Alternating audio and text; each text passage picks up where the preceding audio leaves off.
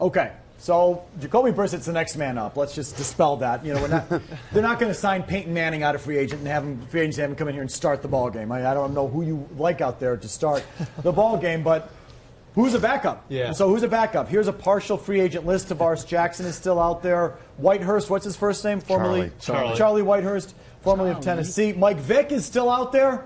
Anyone want to play with Mike Vick? Josh Johnson, T.J. Yates, Matt Flynn, who wasn't here in camp, is still a free agent. Who is the other one you just mentioned in the break there, Bert? Ryan Lindley. Ryan Lindley. He was also here at camp at some point, right? Yes. Yeah, it was a couple years ago. I mean, I think the key is here, and look, you got to get a guy ready to be the backup in 3 days. Yeah. So ideally, it'd be somebody who has experience here. The names I was looking at were Lindley and Flynn, obviously.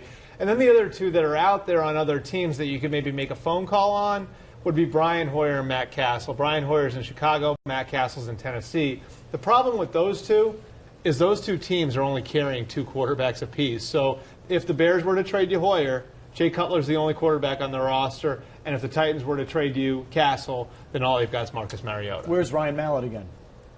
Baltimore. Okay, is that another possibility? I mean, I can't stand him as a player, but again, you want somebody. I mean, they invested in him. I would think if you I mean, like, look, Baltimore's one of those teams that values draft picks. You know, they actually value 5th and 6th and 7th round picks. So they are a team that might be worth making a call to. I'll look on their roster and see if they've got a 3rd quarterback. But for all of these teams, the issue is most teams only carry 2 quarterbacks now. So, like if you're one of those teams, it's like, yeah, that sounds good if you're going to give me a pick.